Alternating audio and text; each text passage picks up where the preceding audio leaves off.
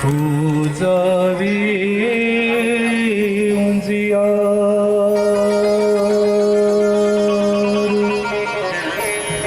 गणपति गौरी गणेश की बंदन करी लो आज, जिनके सुमिरन मात्र से बिगड़ी वंते का। बोलिए माता भगवती माँ काली के जय, पवन सुत हनुमान की जय, शंकर भगवान की जय, भैरवनाथ की जय। आज इस त्रिदिवसीय कार्यक्रम के तृतीय दिवस पर माँ भगवती माँ काली के चरणों में प्रणाम करते हुए महावीर हनुमान के चरणों में प्रणाम करता हूँ, भैरवनाथ को प्रणाम करता हूँ और भगवान भोलेनाथ के चरणों में प्रणाम करते हुए समस्त देवगणों के चरणों में प्रणाम करता हूँ, भूदेवों के चरणों में प्रणाम करता हूँ। तत्पश्चात यहाँ पर उपस्थित सभी भक्तों के हृदय रूपी मंदिर में विराजमान माँ भगवती माँ काली की छवि को देखते हुए आप सभी भक्तों का भी स्वागत करता हूँ, वंदन करता हूँ, प्रणाम करता हूँ, क्योंकि हम सभी के अंदर निवास करने वाली आत्मा उसी माँ भगवती जगदम्बा का अंश है। और जब किसी भी व्यक्ति के द्वारा किसी भी जीव को प्रताड़ित किया जाता है, परेशान किया जाता है, तो उसके अंदर बैठी हुई आत्मा दुखी होती है। आत्मा के दुखी होने पर निश्चित ही माँ भगवती जगदम्बा भी दुखी होती हैं। जिस प्रकार इस भूतल पर, इस संसार में कोई बच्चा अगर दुखी रहता है, बीमार रहता है, तो बच्चे की माँ भी दुखी होती है, दुख महसूस करती है। उसी तरह से आत्मा के दुखी होने पर माँ भगवती जगदम्बा भी दुखी होती हैं, क्योंकि वह समस्त जीव जंतुओं की जननी है। फिर सभी धर्मों का जीव हिंसा न करना ही उद्देश्य था। बंधुओं, वह धर्म नहीं होता जिस पथ पर चल करके जीवों की हत्याएं की जाती हो, जीवों को प्रताड़ित किया जाता हो, वह धर्म कभी हो ही नहीं सकता। धर्म तो वह कहलाता है जिस पथ पर चल करके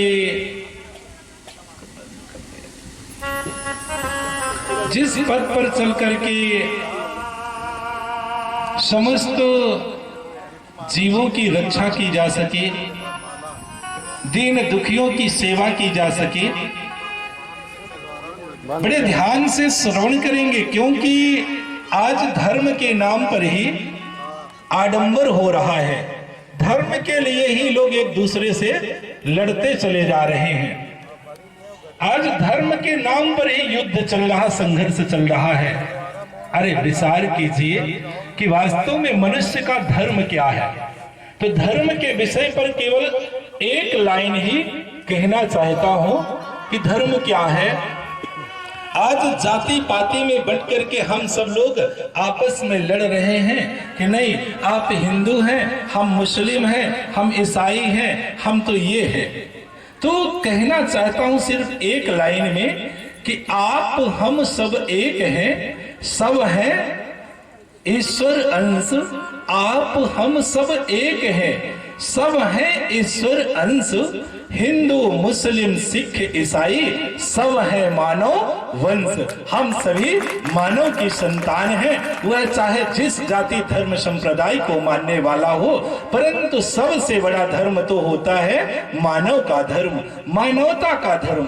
तो धर्म, आज धर्म के लिए हम लोग लड़ते चले जा रहे हैं, जबकि वास्तव में धर्म होता है, सच्चा धर्म उसे कहा जाता है कि जिस राह पर चल करके, जिस पथ पर चलकर, जिस मार्ग पर चल करके समस्त प्राणियों की रक्षा की जा सके, दीन दुखियों की सेवा की जा सके, देश समाज की रक्षा की जा सके और माता पिता की सेवा की जा सके, इससे बढ़कर के संसार में कोई दूसरा धर्म नहीं होता।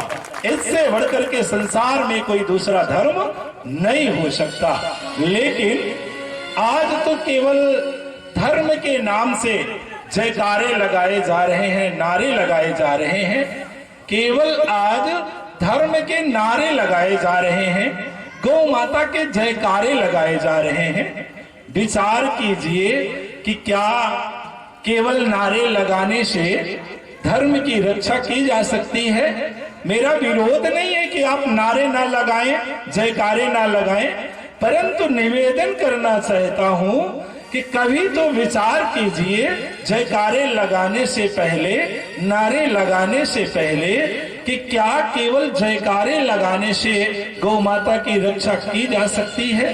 क्या नारे लगाने से क्या धर्म की रक्षा की जा सकती है? कभी नहीं की जा सकती। कैसे की जा सकती है रक्षा? हमें कर्म करना पड़ेगा, अर्थात कर्मवान बनना पड़ेगा। कर्म करके ही धर्म की रक्षा और गौ माता की सुरक्षा की जा सकती है। जिस प्रकार से अगर भोजन की थाली सामने रखी हो और भोजन के नाम के जयकारे लगाना शुरू कर दे, भोजन के नाम का संकीर्तन शुरू कर दे, तो क्या कभी हमारी भूख मिट सकती है? नहीं मिट सकती। भोजन के कीर्तन करने से, भोजन के जयकारे लगाने से हम लोग सभी जयकारे लगाने लगे और कहने लगे, हम लोग भोजन के नाम की आरती करने लगे। तो क्या भोजन की आरती सुने होंगे आप लोग? आइए हम लोग आज भोजन की आरती करते हैं, कैसे होती है। तो कहने का भाव है कि हम लोग यदि भोजन के नाम का संकीर्तन करने लगे और कहने लगे कि ओम जय रोटी देवी भैया जय चावल देवता, मुख में आन पड़ो तुम, मुख में आन पड़ो तुम, पेट मेरा भरता भैया जय चावल देवता।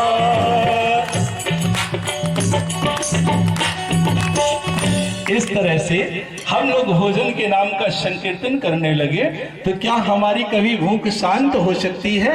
नहीं हो सकती।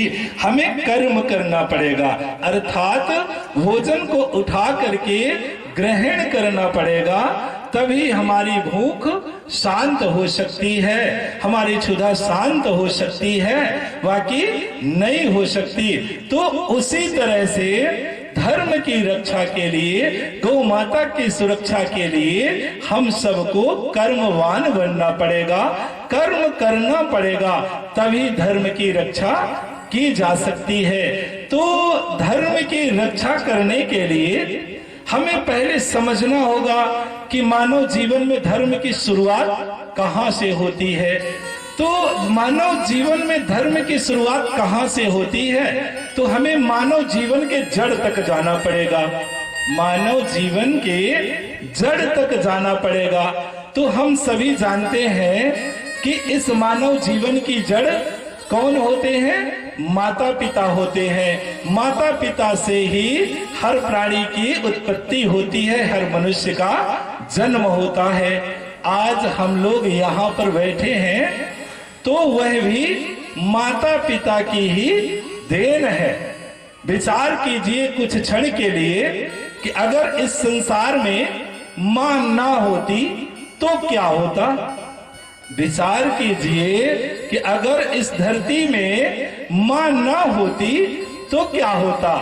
मेरे प्यारे, अगर इस धरती पर माँ ना होती तो ना हम होते ना आप होते, यहाँ तक इस धरती पर कोई भी जीव जंतु ना होता।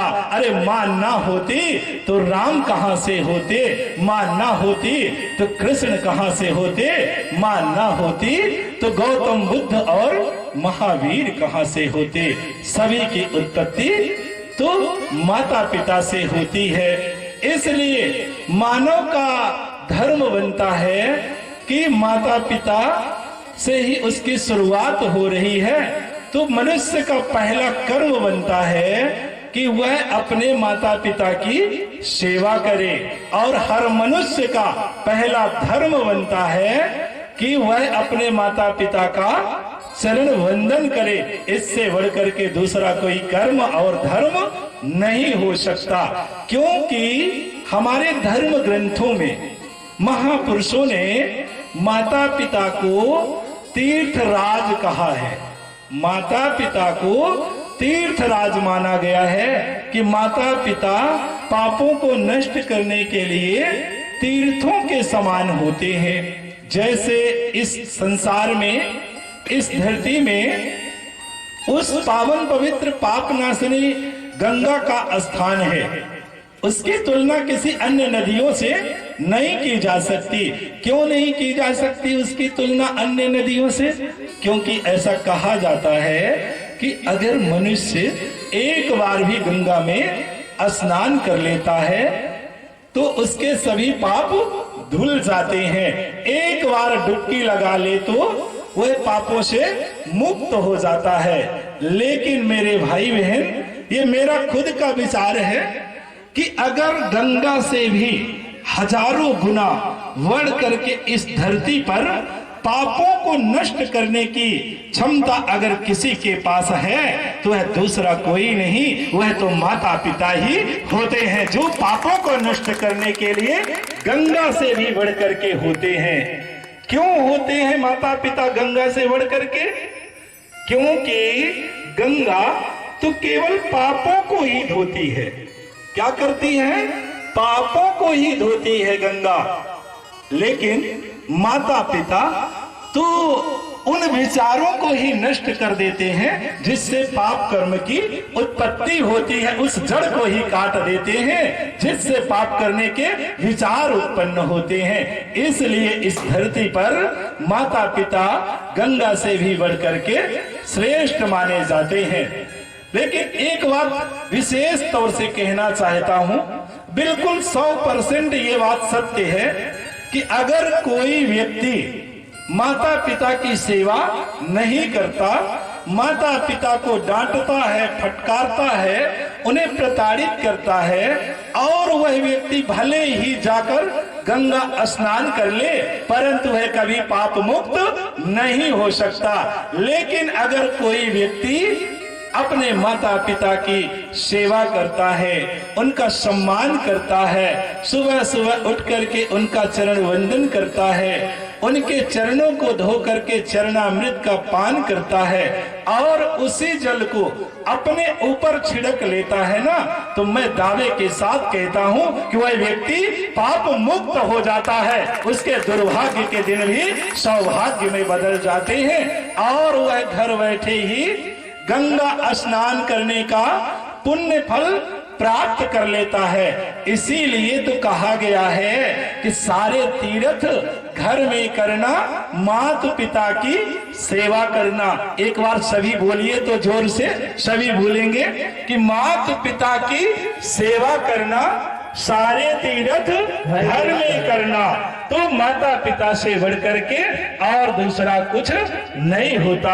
हमें माता पिता की सेवा करना ही सबसे बड़ा मनुष्य का धर्म होता है, कर्म होता है। लेकिन भैया आज तो माता पिता को ठुकरा करके केवल जयकारे लगाए चले जा रहे हैं, जयकारे लगाए चले जा रहे हैं। तो यही तो कलयुग का प्रभाव है, यही तो कलयुग का प्रभाव है।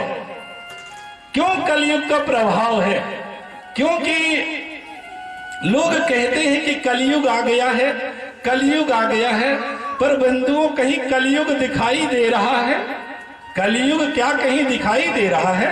हमारे तो समझ में नहीं आता कि कलयुग कहीं दिखाई दे रहा, हमारी आंखों से तो नहीं दिखता, क्योंकि हमें मानते हैं, ऐसा जानते हैं कि जिस तरह से अन्य युगों में सूर्योदय पूर्व से होता था, आज भी सूर्योदय पूर्व से ही हो रहा है। और जैसे अन्य युगों में सूर्यास्त पश्चिम दिशा में होता था, तो आज भी पश्चिम दिशा में ही हो रहा है कि पूर्व दिशा में होता है? नहीं, आज भी सूर्यास्त पश्चिम दिशा में ही हो रहा है। फिर जिस तरह से अन्य युगों में बादल बरसात करते थे, तो आज भी उसी तरह से तो बरसात करते हैं, वर्षा होती है। धरती से हम लोग अन्न की उपज करते थे और अन्न खाते थे, अपने शरीर को तंदुरुस्त करते थे, तो आज भी तो उसी तरह से सब चल रहा है। तो फिर कलयुग कहाँ है? कलयुग बंधुओं कहीं बाहर नहीं, वह हम लोगों के इस खोपड़ी के अंदर बैठ गया है, खोपड़ी के अंदर बैठ गया है। अच्छा, खोपड़ी का अर्थ तो जानते हैं? जिस व्यक्ति ने इस सिर का नाम खोपड़ी रखा होगा, बहुत बुद्धिमान रहा होगा, बहुत बुद्धिमान रहा होगा, बड़ा ज्ञानी रहा होगा, कि जिसने इस सिर का नाम खोपड़ी रख दिया। खोपड़ी का अर्थ जानने के लिए हमें संधि विच्छेद करना पड़ेगा। तो खोधन पड़ी, खोधन पड़ी बराबर खोपड़ी, अर्थात जो स्वयं को खो दिया हो, जो स्वयं को खो दिया हो, वही तो पड़ी रहती है, जिसे खोपड़ी कहा जाता है, वही तो खोपड़ी कहलाती है। स्वयं को खो देने वाला, कि माने हम मानव हैं, तो मानव के कर्म क्या है, मानव के धर्म क्या है, ये व्यक्ति जब खो देता है, भूल जाता है, विपरीत दिशा में चला जाता है, नशे मांस का सेवन करने लगता है, तो वो अपने आप को खो देता है, अर्थात असुर हो जाता है। असुर उसी को तो ही कहा जा सकता है जो सुर में नहीं है। जैसे गाने में, संगीत में कहते हैं ना कि बेसुरा हो गया है, तो मनुष्य भी असुर हो गया है। माने उसकी खोपड़ी में नाना प्रकार के विचार, कलयुग बैठ गया। कलयुग का प्रभाव कहीं बाहर नहीं है, वह हम लोगों के मन बुद्धि विचारों में बैठ गया है, जिसके कारण आज चारों तरफ अनीत, अन्याय, अधर्म बढ़ता चला जा रहा है। हमारे युवा भाई नशे मांस की दलदल में फंसते चले जा रहे हैं। आज मानव मानव का दुश्मन बनता चला जा रहा, भाई भाई का दुश्मन बनता चला जा रहा, पड़ोसी पड़ोसी का दुश्मन बनता चला जा रहा है। ऐसा क्यों हो रहा है? आज लोग क्यों एक दूसरे का दुश्मन बनते चले जा रहे हैं?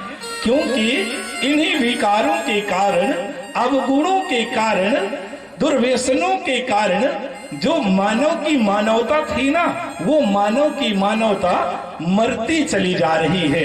मानव की मानवता है दया, ममता, करुणा, प्रेम। और जब मानव अपनी मानवता खो देता है, अपनी मानवता भूल जाता है, जब जब इस धरती पर इंसान अपने इंसानियत खोया है, तब तब वह अनीति, अन्याय, अधर्म में लिप्त होकर के नाना प्रकार के दुखों को सहन करता हुआ इस संसार में दर दर भटकता है।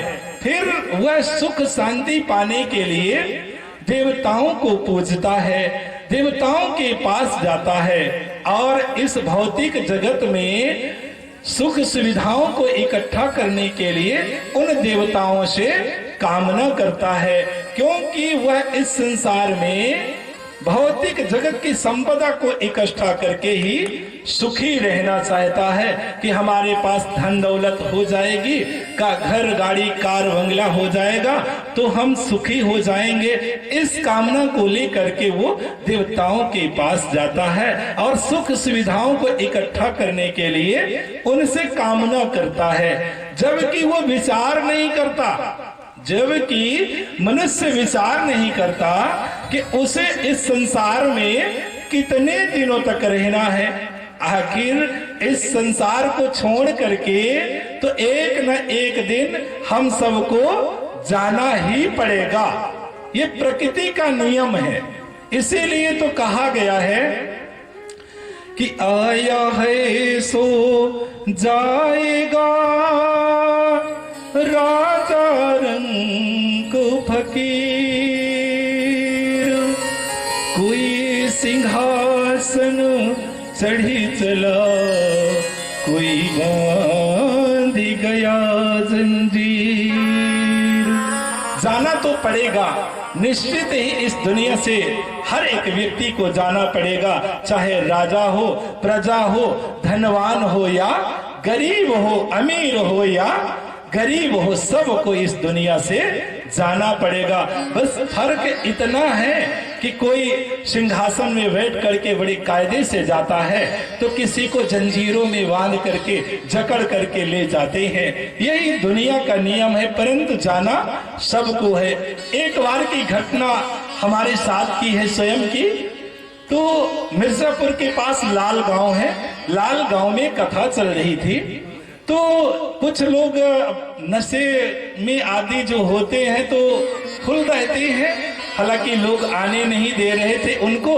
हम कहे नहीं भैया आने दो इनको, थोड़ा बात तो कर लें कि क्या कारण है, क्या बात करना चाहते हैं। तो उन्होंने कहा कि महाराज जी आप नशे में धुत थे वो। उन्होंने कहा महाराज जी आप हमें ये बताइए कि जब इस दुनिया से सबको जाना है, और प्रसंग यही चल रहा था।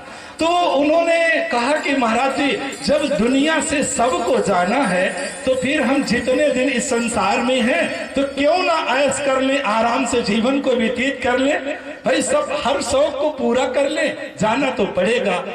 हमने भी सोचा कि बिल्कुल बात तो सही कह रहे हैं कि जाना तो सब पड़ेगा सबको, तो फिर हम लोग ऐश क्यों ना कर लें।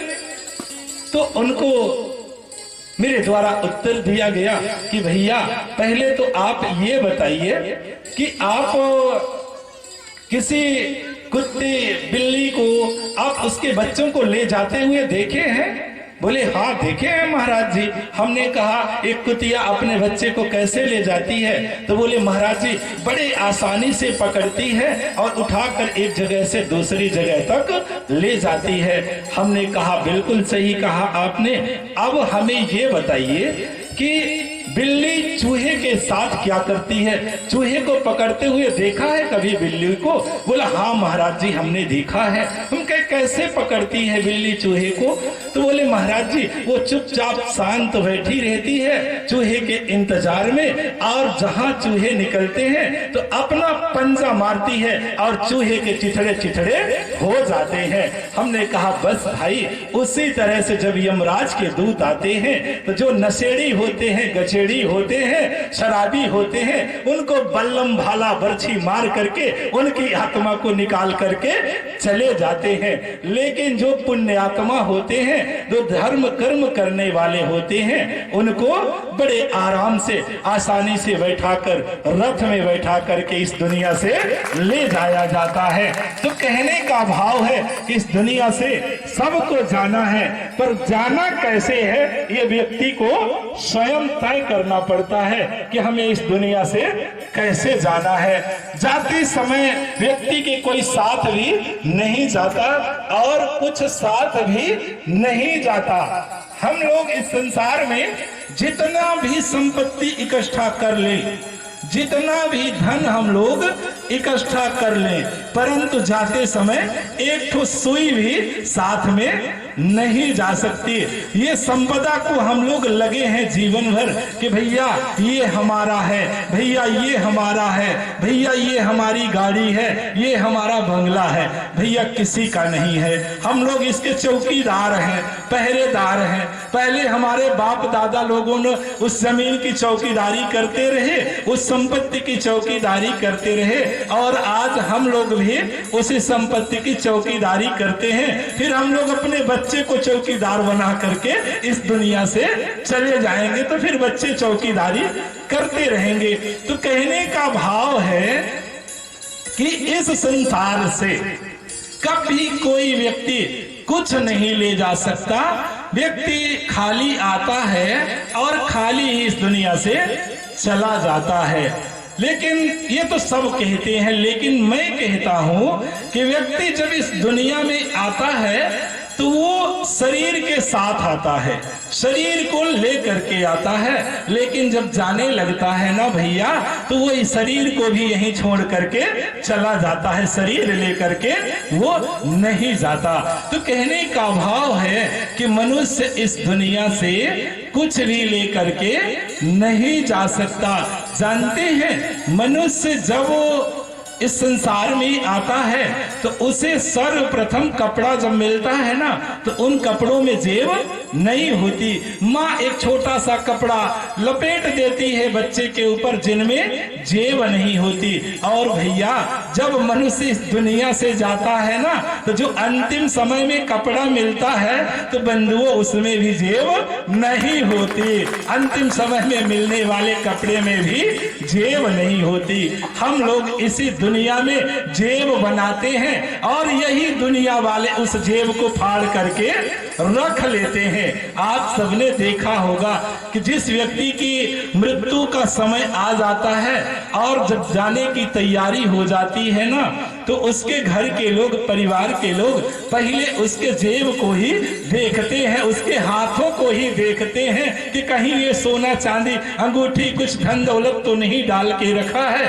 तो कहने का भाव है कि इस दुनिया में सब कुछ अकेले ही व्यक्ति छोड़ करके चला जाता है, कुछ साथ नहीं जाता और कोई साथ भी नहीं जाता। व्यक्ति अकेला आता है और अकेला ही चला जाता है। क्या कोई साथ में किसी के जाता है? नहीं जाता है। इसलिए आप सबसे निवेदन करते हुए कहना चाहता हूं कि भैया जब कुछ साथ में नहीं जाता तो साथ में एक चीज जाता है, वो है सत्कर्म। वो है सत्कर्म, वही यहाँ भी साथ देता है और जाने के बाद भी वही साथ देता है। इसलिए निवेदन करना चाहता हूँ कि कुछ समय निकाल करके आप लोग सत्कर्म कर लें, पुण्य कर्म कर लें, जिससे लोक और परलोक दोनों संभर जाए। परंतु इस संसार में कभी धन संपदा को इकट्ठा करके सुख शांति की प्राप्ति नहीं की जा सकती। क्यों नहीं की जा सकती सुख शांति की प्राप्ति संसार में धन संपदा से?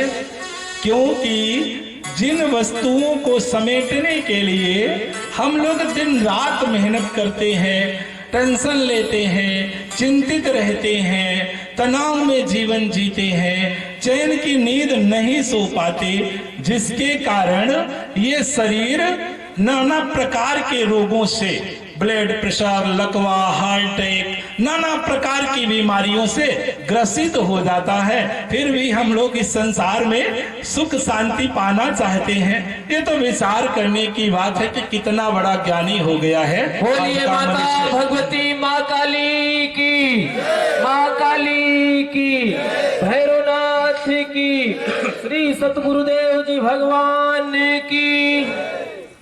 तो ये तो विचार करने की बात है कि जब मनुष्य जर्जर हो जाए, कमजोर हो जाता है शरीर, तो संसार में भी सुखी रहना चाहता है। उसमें भी एक बड़ी सुंदर बात है, जानते हैं क्या?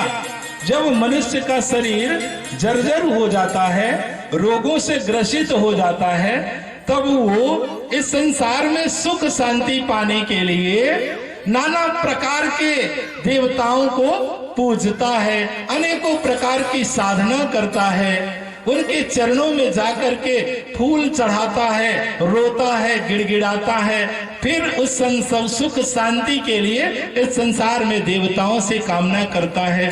जानते हैं, इस मनुष्य को रोते हुए, गिड़गिड़ाते हुए, फूल चढ़ाते हुए देख करके देवता भी इस मनुष्य पर हंसते हैं। और जानते हैं क्या कहते हैं देवता? कि अरे मानव, तू धन्य है, कैसा दुर्भाग्य है तेरा कि जिस शरीर को तू पा करके मेरे पास आता है, मेरे चरणों में फूल चढ़ाता है, रोता है, गिड़गिड़ाता है, उस शरीर को पाने के लिए हम देवता भी सदा लालायित रहते हैं, लाइन में लगे रहते हैं और माँ से निवेदन करते हैं कि मैया हमें केवल एक बार मनुष्य का जीवन दे दो, मनुष्य का तन दे दो, जिससे हम आवागमन के बंधनों से मुक्ति प्राप्त कर लें, क्योंकि आवागमन के बंधनों से मुक्ति पाने के लिए केवल मनुष्य का शरीर ही ऐसा शरीर है कि जिसका उपयोग करके हम लोग आवागमन के बंधनों से मुक्ति प्राप्त कर सकते हैं। लेकिन भैया ऐसे दुर्लभ तन को पा करके हम लोग नशा मांस करते हुए इस जीवन को व्यर्थ में व्यतीत करके दुनिया से चले जाते हैं। जबकि हम लोग चाहें तो इस तन का उपयोग करके, इस शरीर का सदुपयोग करके देवताओं के समान बन सकते हैं। ऋषित्व के मार्ग पर चल करके उन देवताओं को भी आदेश देने के योग्य हो जाया करता है, क्योंकि जब ऋषित्व उसके अंदर आ जाता है, ऋषि पहले देखे होंगे, इतिहास में पढ़े होंगे कि अनेकों ऐसे महर्षि थे जो एक ही बार में पूरे समुद्र को पी जाने की क्षमता रखते थे, ताकत रखते थे। तो वो तप का ही प्रभाव तो है, तप का बल तो ही था। तो जब व्यक्ति मनुष्य जो है तो भक्ति करेगा, तपस्या करेगा, तो वो देवताओं को भी आदेश देने के योग्य हो जाया करता है। ऐसे दुर्लभ तन को पा करके आज मनुष्य नशे में लिप्त होकर के अपने पूरे जीवन को व्यर्थ में व्यतीत करके इस दुनिया से चला जाता है। तो आज इस कटनी कि बल्लभ नगर की धरती पर बैठ करके सबसे निवेदन करना चाहता हूँ, चाहे वो जिस जाति धर्म संप्रदाय को मानने वाले हों, सबसे कहना चाहता हूँ कि भैया ये मनुष्य का जीवन, मनुष्य का शरीर बड़ा दुर्लभ है, इसलिए इस जीवन का हमें सदुपयोग करना चाहिए, दुरुपयोग कभी नहीं करना चाहिए। क्योंकि ना जाने ये मनुष्य का शरीर दोबारा फिर मिलता है या नहीं मिलता है। इसलिए हम लोगों को इस बार मिला है तो हमें भक्ति करके, साधना करके हमें उस परमात्मा तक चले जाना चाहिए। तो आइए, जो समस्त लोगों की जननी है, हम लोग भी उस माँ की वंदना करते हुए कहना चाहते हैं बड़े भाव के साथ कि मैया हम लोगों का जीवन, हम लोगों की नाव इस बार दया करके आप पार लगा देना, जिससे हम लोग आवागमन के बंधनों से मुक्ति प्राप्त कर लें। तो इसलिए कहना चाहते हैं,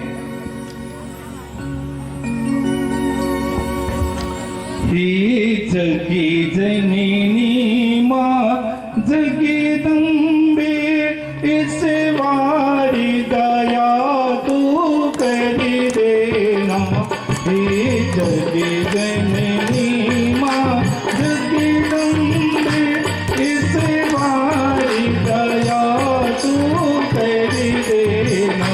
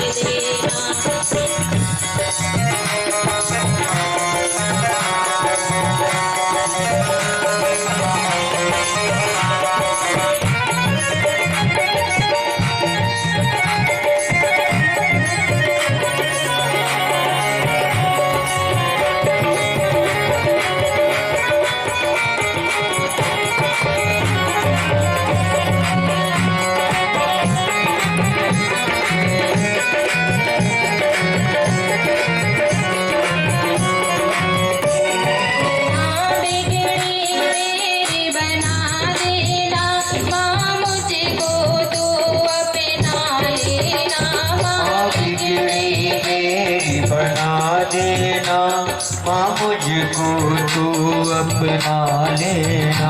माँ बिगड़ी मेरी बना देना, माँ मुझको तू अपना लेना।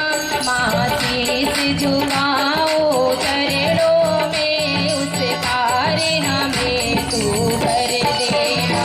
हे जग जननी माँ जगदम्बे, इस बार दया तू कर देना।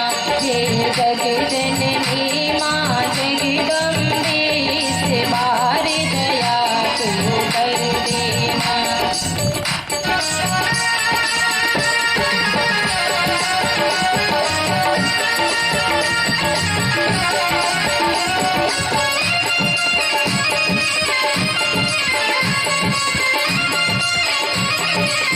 जय हो भैया, जय हो।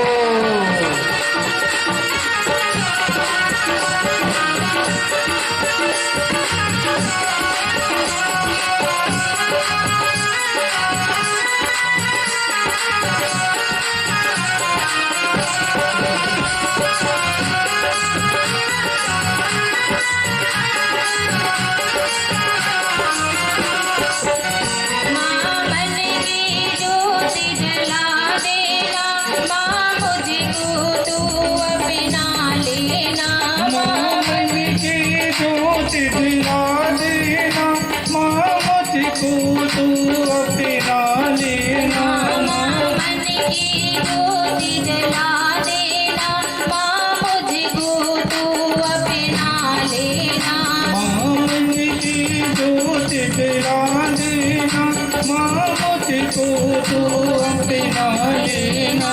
दिन रात तड़पती दर्शन को, इस बार हमें दिखा देना। हे जगदम्बे माँ जगदम्बे, इस बार दया तू कर देना।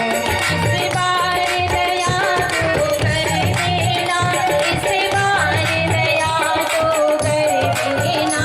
इस बार दया तू कर देना, इस बार दया तू कर देना। इस बार दया तो कर देना, इस बार दया तो कर देना। इस बार दया तू कर देना, इस बार दया तू कर देना। जगदम्बे माँ जगदम्बे, इस बार दया तू कर देना। हे जगदम्बे माँ जगदम्बे, इस बार दया तू कर देना।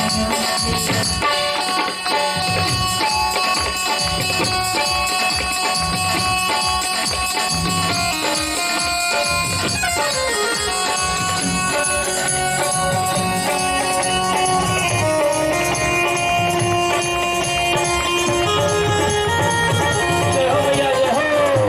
जय हो माँ।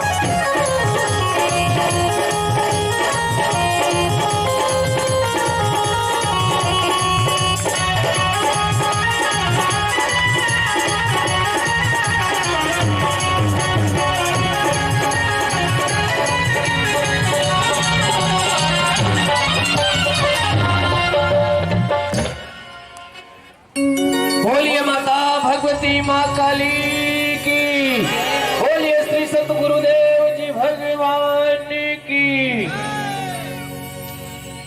तो इस तरह से दुर्लभ शरीर को पा करके मनुष्य नशा मांस करते हुए इस जीवन को व्यर्थ में व्यतीत करता चला जाता है।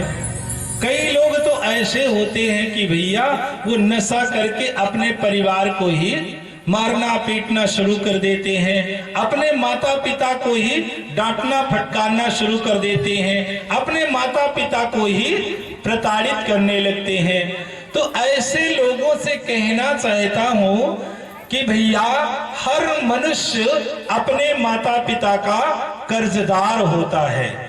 हर मनुष्य अपने माता पिता का कर्जदार होता है।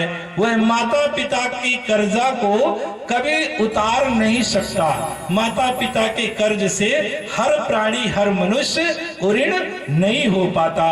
वैसे तो धर्म ग्रंथों में 3 ऋण बताए गए हैं, देव ऋण, मातृ पितृ ऋण और गुरु ऋण, इन तीनों का व्यक्ति आजीवन ऋणी रहता है, कभी कर्जा इनका नहीं चुका पाता। माँ का कर्जा व्यक्ति जीवन भर मेहनत करे तो भी माँ का कर्जा वो नहीं उतार पाता। क्यों नहीं उतार पाता व्यक्ति माँ का कर्जा? क्योंकि माँ एक असहनीय दर्द को सहन करके, वैज्ञानिकों ने उस दर्द को मापा है, परीक्षण किया है, तो पता चला है कि जन्म के समय जितना माँ को दर्द होता है तो ऐसा लगता है कि 70 हड्डियां एक साथ टूट रही हो, अर्थात 70 डिग्री दर्द होता है। ऐसा दर्द अगर किसी व्यक्ति को हो जाए उसकी मृत्यु हो जाती है। लेकिन बंधुओं, माँ उस दर्द को सहन करके अपने बच्चे को जन्म देती है, फिर भी उससे अनन्य प्रेम करती है। जानते हैं, जीवन में केवल एक बार माँ बच्चे के रोने पर हंसती है।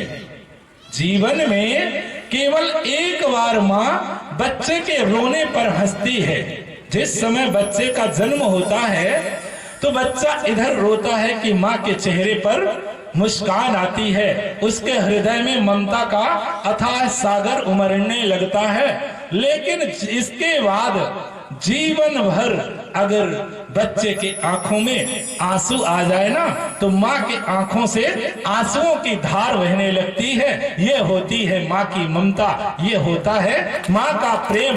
लेकिन बंधुओं, आज बहुत से ऐसे लोग हैं कि नशे के कारण माँ की ममता को ठुकरा करके और उन्हें प्रताड़ित करना शुरू कर देते हैं। इसके बाद सुख शांति पाने के लिए वह तीर्थों में जाते हैं, मंदिरों में जाते हैं, देवताओं को पूजते हैं। तो ऐसे लोगों से निवेदन करना चाहता हूँ कि भैया आप लोग पहले विचार कर लीजिए कि उन मंदिरों में प्रवेश करने से पहले हम लोगों ने माँ के तन के मंदिर में प्रवेश किया था। माँ से बढ़ करके इस संसार में तो कोई दूसरा देवता नहीं होता। माता पिता ही इस जीवन के प्रथम देवता होते हैं। भैया लोग कहते हैं कि इस सृष्टि की उत्पत्ति, इस संसार की रचना ब्रह्मा जी करते हैं और इस संसार का पालन विष्णु जी करते हैं। इस संसार का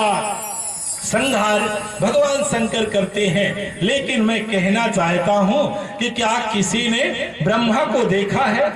क्या किसी ने ब्रह्मा को देखा है? क्या किसी ने विष्णु को देखा है? या किसी ने महेश को देखा है? किसी ने नहीं देखा है ना। पर मैंने देखा है, मैंने ब्रह्मा को भी देखा है, मैंने विष्णु को भी देखा है और मैंने महादेव को भी देखा है। क्योंकि मुझे नहीं पता कि संसार की उत्पत्ति ब्रह्मा जी करते हैं या नहीं करते, परंतु इतना तो हम सब जानते हैं कि हम सब की उत्पत्ति माता पिता से हुई है। और मुझे नहीं मालूम कि विष्णु जी संसार का पालन करते हैं या नहीं करते, लेकिन हम सब जानते हैं कि हम लोगों का पालन पोषण माता पिता के द्वारा ही किया गया है। और मुझे नहीं मालूम कि भगवान शंकर इस सृष्टि का संहार करते हैं या नहीं करते, लेकिन इतना तो हम सब जानते हैं कि हर माता पिता अपने बच्चे की बुराइयों का संहार अवश्य करते हैं। इसलिए माँ ही ब्रह्मा है, माँ ही विष्णु है और माँ ही महेश है। माता पिता से बढ़ करके और दूसरा कोई देवता इस धरती पर नहीं होता। तो बस आखिरी शब्दों में बस यही कहना चाहता हूँ कि आप लोग इस संसार में जो जीवन दायिनी माँ होती है उसको प्रसन्न करके उसका सम्मान करते हुए उस परम सत्ता जगदम्बा जो माताओं की भी माता है, जो जगत की माता है, जिसके सामने ब्रह्मा विष्णु महेश जैसे देवता भी सदा शीश झुकाए खड़े रहते हैं, तो इस माँ का आशीर्वाद लेकर के उस माँ के चरणों में नतमस्तक होने का सौभाग्य प्राप्त कर लीजिएगा। अपने जीवन के सभी प्रकार के नशे मांस का त्याग करके भगवत भजन करिएगा, जिससे हम लोगों को दोबारा इस संसार में ना आना पड़े। इन्हीं शब्दों के साथ अपने वाणी को विराम देते हुए आगे के कार्यक्रम, क्योंकि अभी जो मुख्य यजमान प्रभात जी हैं उनकी बेटी का जन्मोत्सव भी है और हवन का क्रम भी बाकी है, इसलिए अपने शब्दों को यहीं पर विराम देता हूं। लेकिन उससे पहले चाहता हूं कि आप लोग बड़े भाव के साथ दोनों हाथों को ऊपर उठा करके मां भगवती के नाम का जय घोष करेंगे। बोलिए माता भगवती माँ काली की, माँ काली की, भैरवनाथ की, श्री सतगुरुदेव जी भगवान की, अपने अपने माता पिता की। आइए भक्तों, अगर माँ की बात चल रही है तो माँ अलौकिक शब्द है, मैं उससे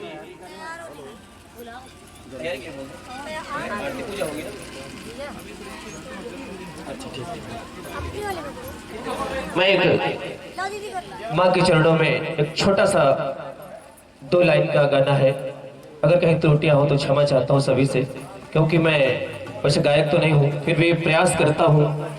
तो आइए बड़े भाव के साथ। अमृत के धार के हूँ कितना पियाई, अमृत के धार के हूँ कितना पियाई, अमृत के धार के हूँ कितना पियाई, एगो माई बिना। अमृत के धार के हूँ कितना पियाई, एगो माई बिना।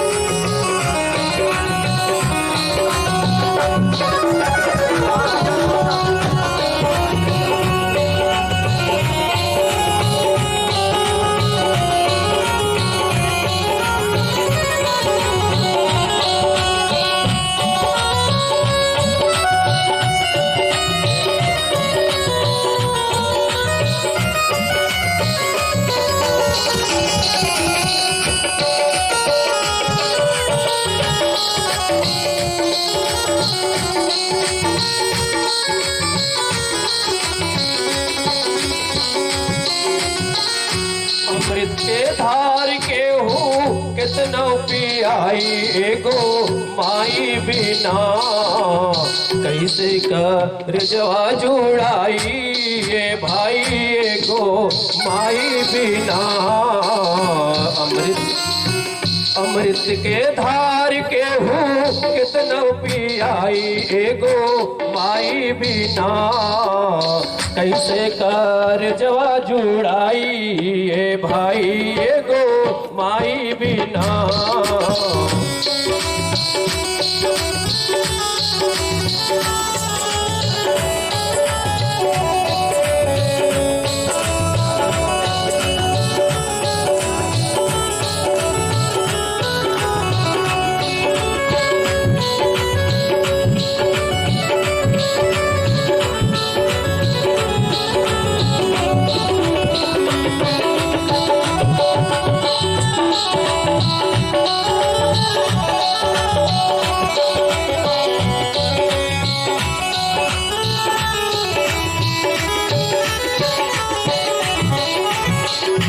करे एहसान माई दुनिया देखवली, करे एहसान माई दुनिया देखवली।